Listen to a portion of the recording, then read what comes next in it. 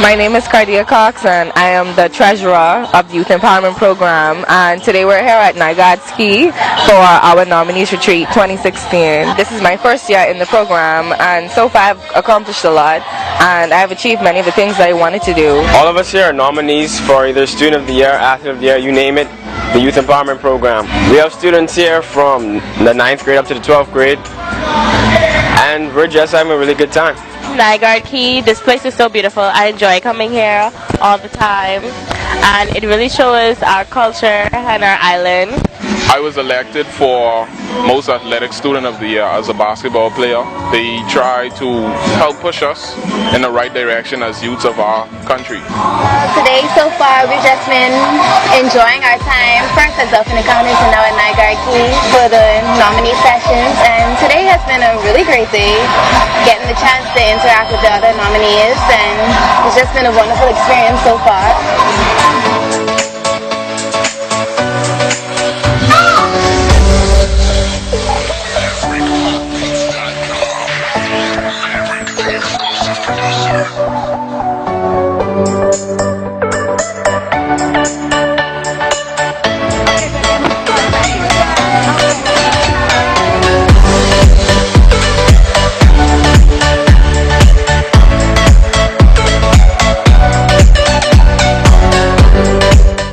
You saw some of the footage there of the Youth Empowerment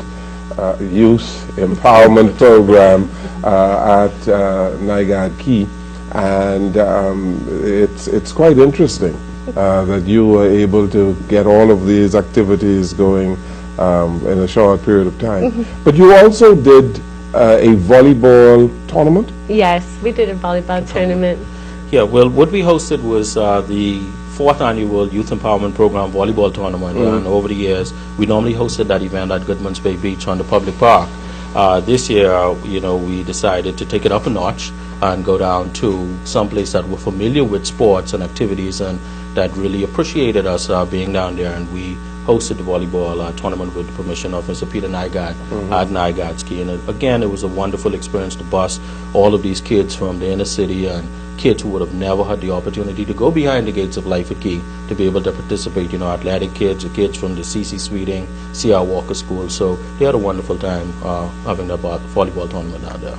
You chose Nygard Key, and I know that you are a man who you are up to date on what is happening with respect to the feud between Peter Nygard and Louis Bacon, and I know young people don't get involved in these things, but I am just pointing out the irony of getting people from inner city communities and taking them through the gate, and I believe the young children are oblivious as to what is happening in terms of this feud. That doesn't even concern them, does it? It doesn't. Most of them, these are intelligent young people, so of course they examine, I guess, what's going on, and for them, Mr. Peter Nygard has always been a wonderful friend to the Bahamian people, and in particular YEP and youth development. So for them, it really was not an issue for them, or it never was an issue for them. It's not an issue for us, and we love the work that Mr. Nygard does in the community with the Bahamian youth, education, and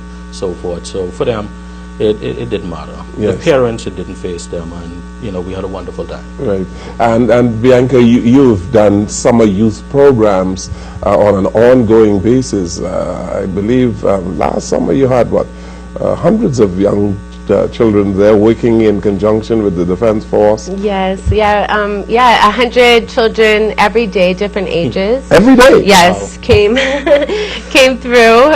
So you had the different age groups, and then it kept on switching each day, so they would get to come to Nygard Key and do sports. So we like doing that.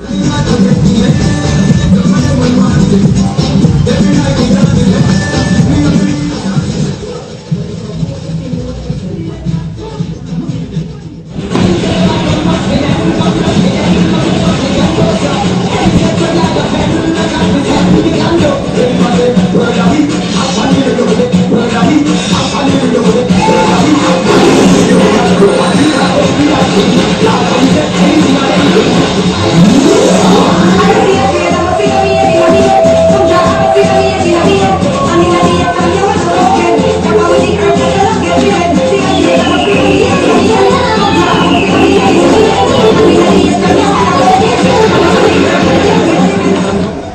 Mr. Louis Farrakhan, to my father, King Eric, and Flowers, and all of the other distinguished men and women here this evening.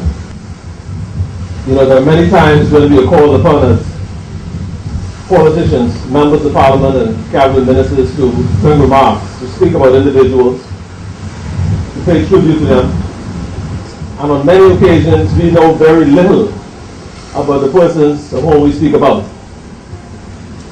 But my relationship with Peter Nygard goes back almost 40 years. When he first came to the Bahamas back in the early 70s, and right away, he and Daddy became very, very good friends. As a matter of fact, Daddy became like his brother. And from then to now, the relationship and the friendship continued. Of course, Peter Nygard is one of those persons who has done a lot with a genuine heart since coming to the Bahamas. There are many persons who give and then give looking for recognition. He is one of those persons who has touched many, many lives without seeking any form of recognition whatsoever. He is one of those who you consider to have a good and a genuine heart. He is somebody who has sponsored just about every sporting organization, sporting federation. He's pumped many dollars, much money, plenty money, mucho dinero in our communities. As you know, it is impossible for government to do everything by themselves. But he is one of those persons who has really made his presence felt here in the Bahamas. And I would go further to say that he is perhaps one of the single biggest philanthropists that we have here in the Bahamas. And I think he deserves a round of applause. My relationship with Peter Nygard is a spiritual one. When I say that, I mean it from my heart. Because if it was not for Peter Nygard, Charles Collar Mackey would not be here today. In 2009, I was diagnosed with cancer, prostate cancer. It was shocking to me because I kept my body in shape. I said nothing could happen to me. I ate the right food. I was an athlete, baseball player at Florida University, played professional ball in South America, and I believe in health and fitness. But I never get the doctor called me at 9 o'clock and said, Mr. Mackey, I got the news from your results. I said, Doc, I'm in good health. He said, no, sir, you're not. You got cancer. And I was numb.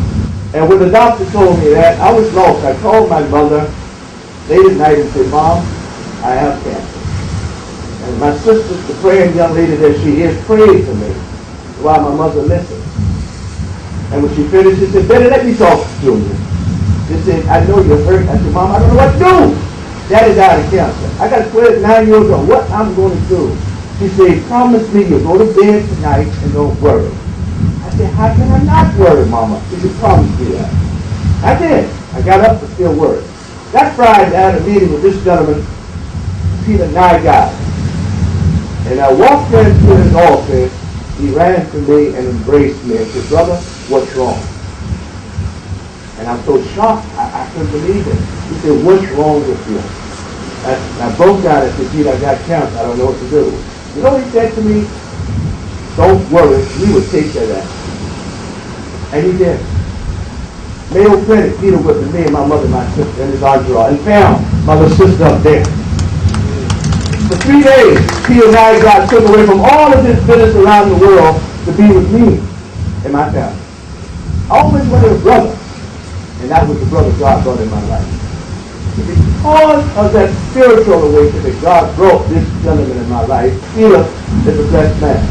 And I would tell anyone that there's not a bigger heart than Peter Nygard. And I thank God for making me be Peter God all my life. Thank you.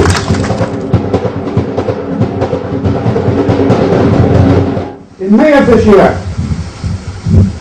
the World Health Organization will receive a global plan of how we prevent, treat, and cure chronic disease. That plan will be accepted and sent to the leaders of every country in this world. And they will be asked within 1 year to come up with a national plan based on that international protocol. And each country has its own peculiarities. We will be asked to do the same. I can tell you that Peter is going to be a very big part of the national plan that is going to be evolved for the Bahamas.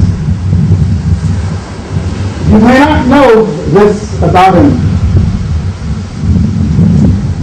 but as his younger brother said a little while ago about him, he has these other deep-seated interests, and he has this passion for ensuring that humankind is given every opportunity to live as long and as functional as possible. Someone earlier spoke about one of our young boxers, Reno Johnson, whose mother is in the audience tonight, whose father is in the audience. In 2003, when we were having the Carver Boxing Championship down here, at the end of it, we defeated Nygard Championship.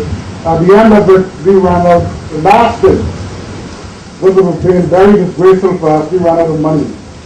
And the hotel said, look, we can't feed you all no more. 575 persons.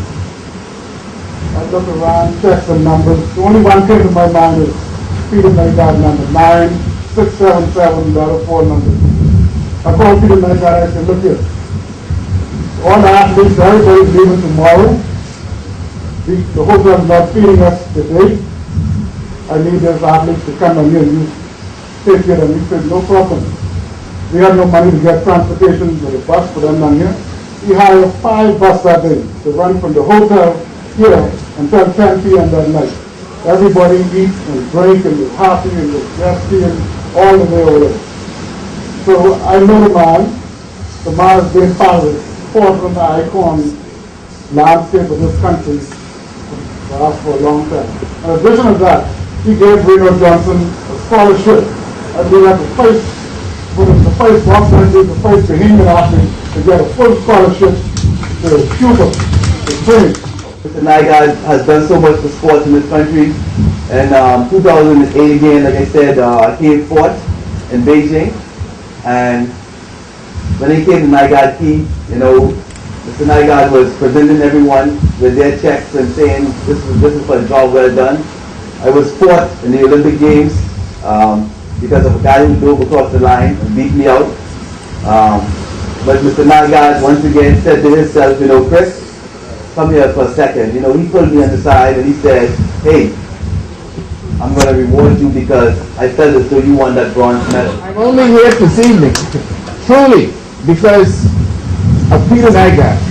And I know a lot of things have been said about him this evening in relation to what he would have done for the Bahamas and what he stood for and the things and the sports. But I want to say that get to know him a little closer. Deep down inside, he's a very, very soft, caring, and loving person. If we all can understand how important that is when it comes to human beings, I think we would all be a little better off.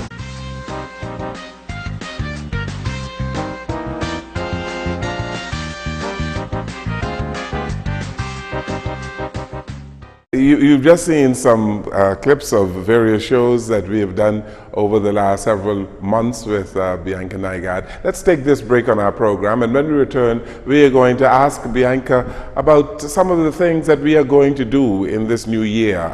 We are going to talk a little bit about Nygard Slims and some of the shows that we are going to do coming up.